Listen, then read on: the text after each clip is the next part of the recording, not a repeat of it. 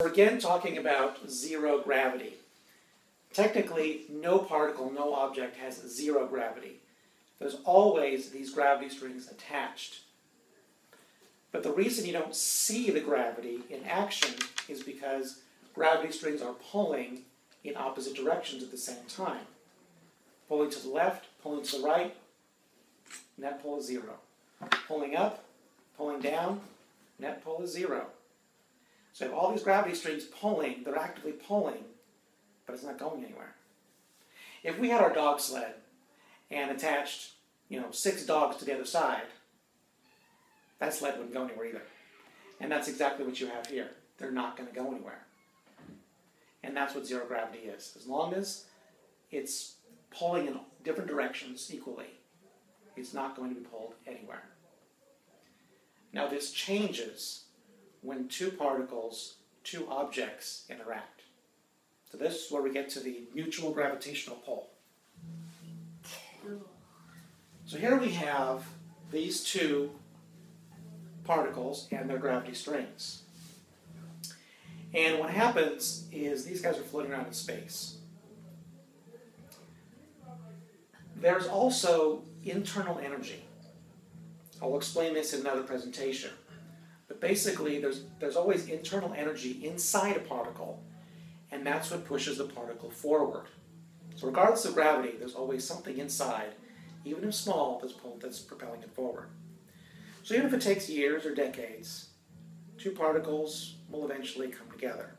Now when they come close, their gravity strings will find each other. And these gravity strings will then begin to intertwine. And that's where the magic happens. The gravity strings meet, they intertwine, and they become gravitationally connected. And when enough of these gravity strings become intertwined, they'll become a gravitational pull towards each other. Now the intertwining is a very, very interesting phenomenon. It's like two snakes intertwining or two vines intertwining. And as a side note, I've studied vines, I've watched them, and there's some really cool vines out there. I had this one vine that was in my yard, and it was amazing. It would seek out different things. At first I thought it was just the sun that it was looking for, but no, it would change direction within an hour. It'd always be changing directions. And eventually, it went this way. There was no other vine there, it just went this way. Because there was a pole 10 feet away. How it knew there was a pole over there 10 feet away, I don't know. But eventually it knew there was a pole 10 feet away, 6 feet over the ground, and it made a straight line over there.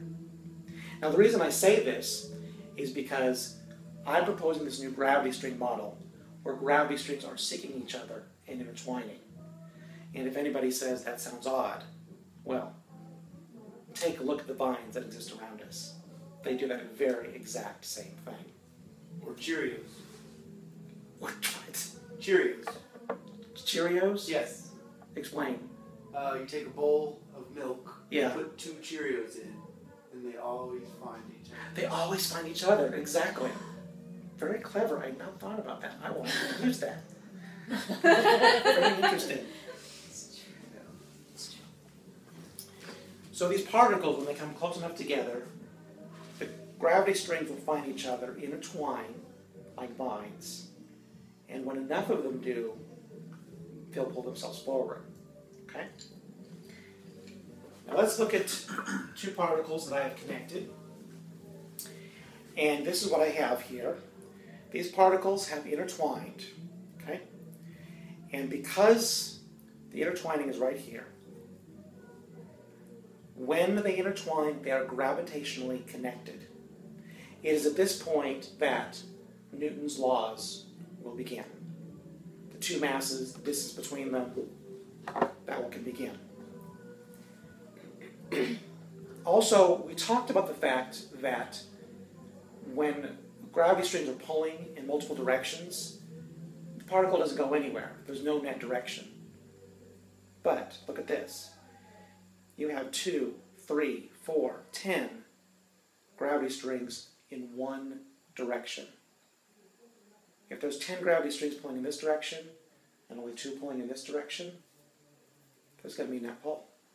It's going to go this way. So that is where the pull will begin versus a zero gravity. Now also remember that the particles pull themselves. The gravity strings pull themselves forward.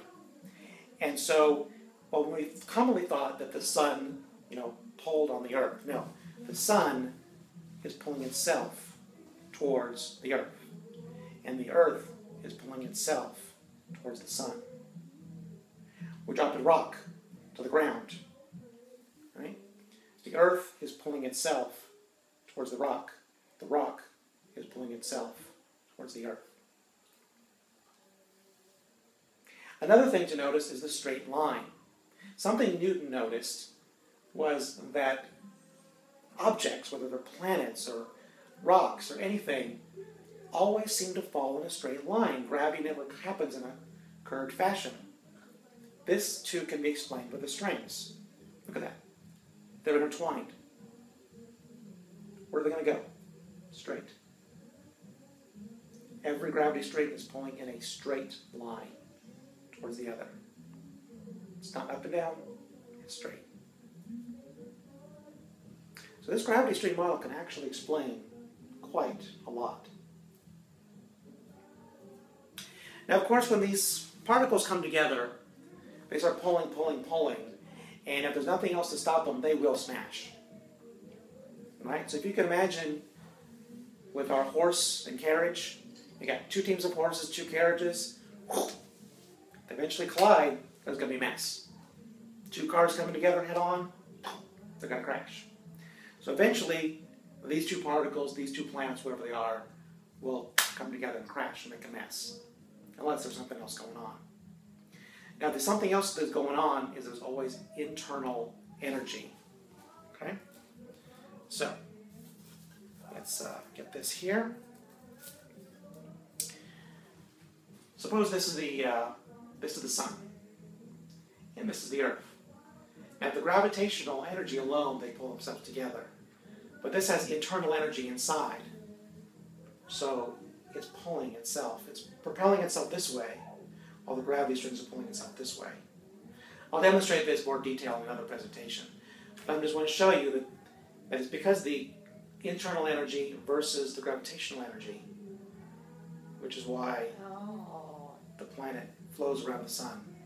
Wow. Pretty cool. Yeah. That's crazy. And for some reason, if the Earth suddenly got a burst of energy, internal energy, it could take off, fly off. And in fact, that's what we do with satellites. So now think of this as not the sun, but the Earth. We have artificial satellites. We have just enough speed so it goes around. But sometimes you don't want that. Sometimes you want a rocket ship. So we give it just a little boost of extra energy. So it's away from the gravity string. And it goes propelling itself forward. And away.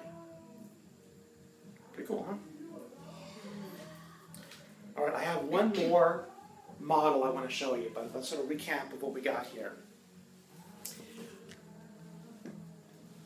Every particle is composed of magnetic and electric energy strings. These particles come together and make more magnetic energy, more gravity. The gravity string consists of different energy units, very similar to individual dogs on a dog sled. And just as the individual dogs pull the dog sled forward, the individual energy units tethered together pull the particle forward. So whether it's a rock, a ball, a baseball, a planet, the sun, each object, each particle has these gravity strings pulling itself forward. Now, in free space, where there's no other secondary object, it's just going to sit there. It's called zero gravity. Does it really have zero gravity? No. It has the gravity strings. These strings never leave. But what it does have is gravity strings pulling in opposite directions. Therefore, it's pulling to the left and the right and up and down, and so even though it looks like it's stationary, there's actually a lot of activity going on each direction. And that's zero gravity. Now what happens is when the particles come together, Internal energy will drive them together eventually. The gravity strings can intertwine. That's gravitationally connected. That's when Newton's laws come into place. And when there are enough gravity strings interconnected, what do we have? We have more strings pulling this way than pulling that way. Net pull. Now we have a gravitational pull. Mutual gravitational pull. Sun pulls itself towards the Earth. Earth pulls itself towards the Sun. And they pull themselves in a straight line. Okay? That's the basics. Now there's one other model that I want to show you. One of the things we know about gravity is that it can extend for miles, millions, billions of miles. And it's a wonder, how can gravity extend for so long? And at the same time, it is always known that more massive objects, greater energy. So a boulder, its gravitational energy will go so far. But the Earth, it'll extend out a few million miles. The Sun, a few billion miles. Galaxy, gravity will be felt even further. So it's related to its mass. That much is known. Well, the gravity strings can explain this as well. When you have more mass in an object, you will have more gravity strings. They'll be denser. They'll be closer together. And when these gravity strings are close together, some distance above, either feet or miles, they will start to join. They will merge together. They become, instead of like these three individual strings, they will become one string. Think of a freeway. 3 lanes, 50 cars. But we all know that sometimes lanes get shut down. Left lane has to close in, right lane has to close in. What happens to those 50 cars? Instead of being like this distance,